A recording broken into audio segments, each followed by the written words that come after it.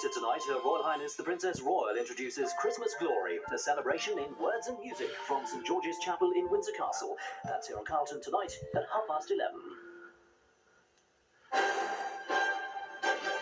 From the studios of ITN, the news with Dermot Murnghan. Good evening, welcome to the programme. The headlines tonight. Mandelson's exit, now the Tories demand all ministers be investigated.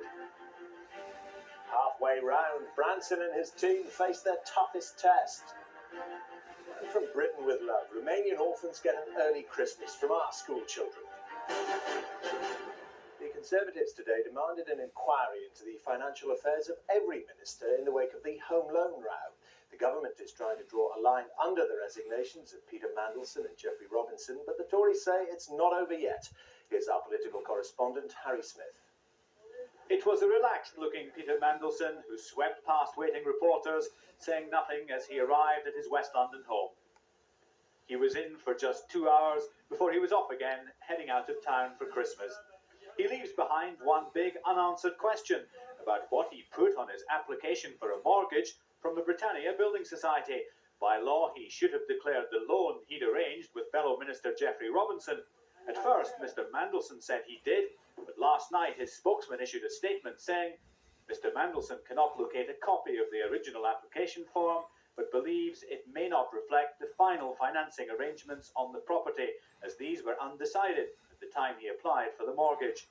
In order to clarify any ambiguity, he will be writing to Britannia, setting out clearly his arrangements for financing the purchase to the satisfaction of the Building Society. Supporters say he will settle the issue quickly. The height of Peter's ambition was to be a member of a Labour cabinet, and he has very honourably resigned from that position, which was the height of his ambition. And I'm sure that as far as the mortgage and everything else is concerned, that nobody in the country wants this thing cleared up more than Peter does himself. But the Conservatives say they want an urgent inquiry to find out if any other ministers have financial links to Mr Robinson. We also want to see a wider investigation into the whole culture of cronyism which pervades this government and pervades this particular affair. And it's incumbent now on Tony Blair, whose judgment is very much at stake after the events of the last 2 days, to hold that sort of inquiry into it urgently.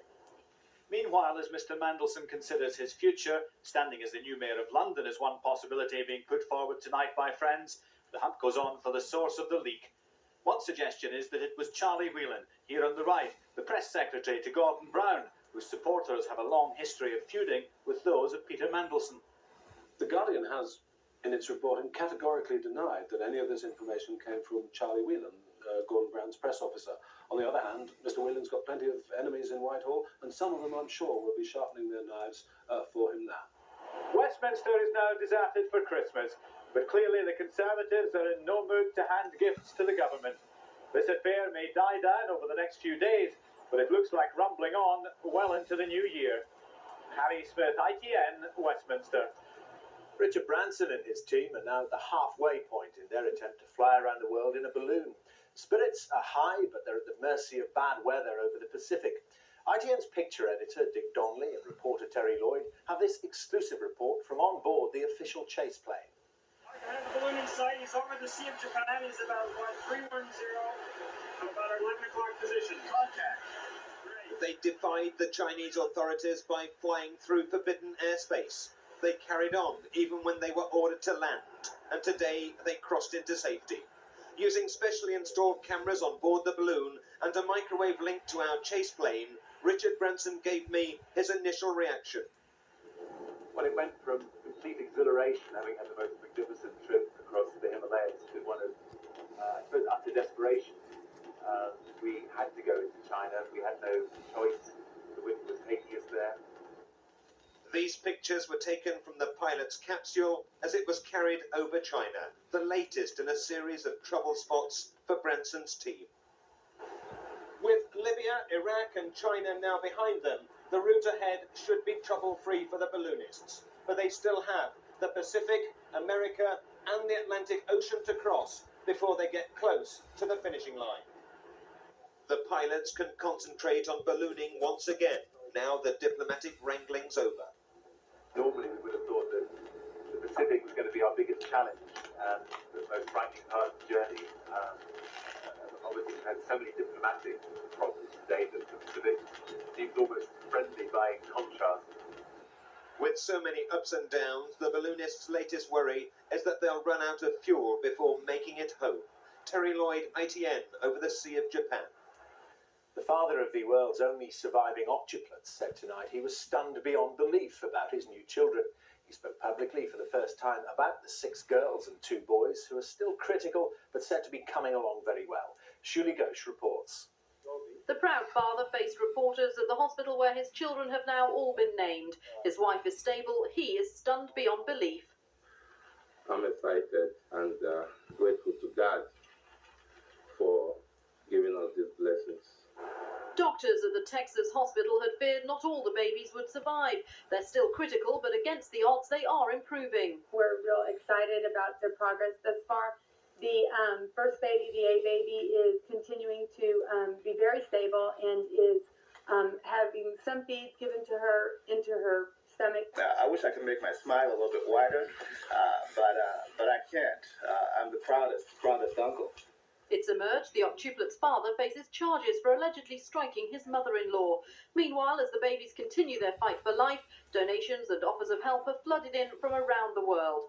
Shuli Ghosh, ITN. The RAF tonight evacuated 70 Britons from the West African state of Sierra Leone after bitter fighting between Nigerian-backed government troops and rebel forces. 2 Hercules aircraft from RAF Lynham airlifted the Britons and other foreign nationals to safety 500 miles further up the coast to Senegal.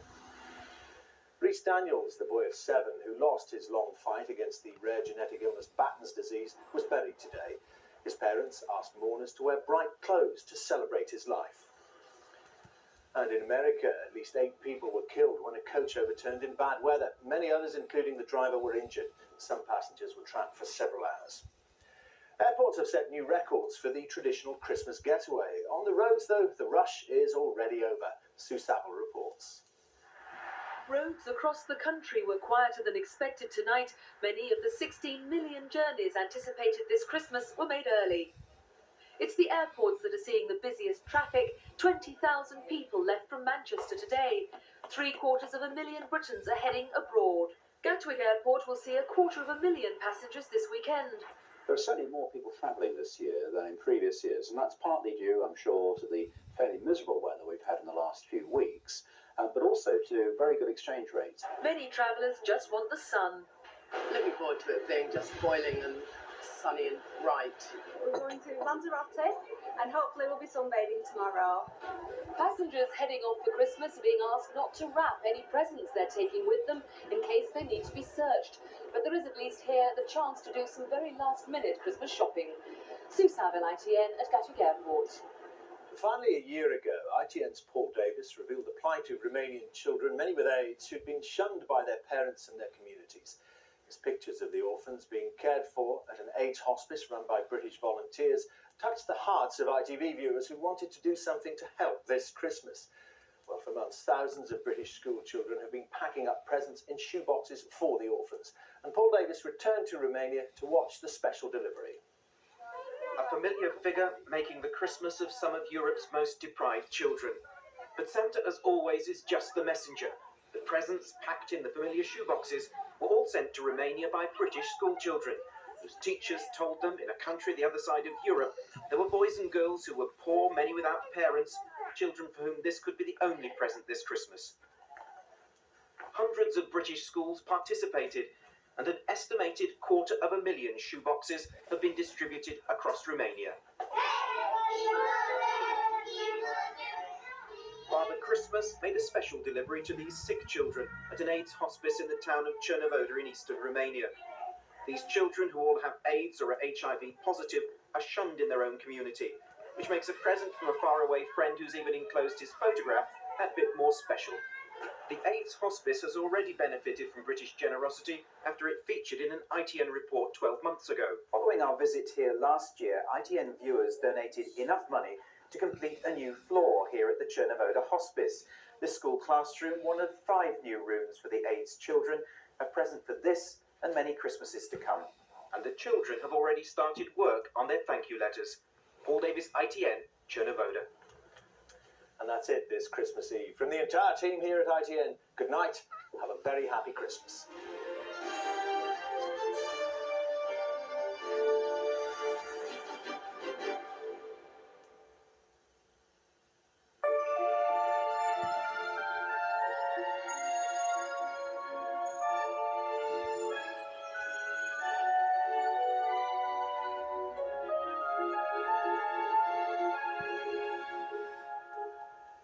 Hello, good evening. Well, the weather's making the headlines this Christmas for all the wrong reasons, I'm afraid. Now, straight away, let's deal with tonight. And in the south, it's a wet overnight.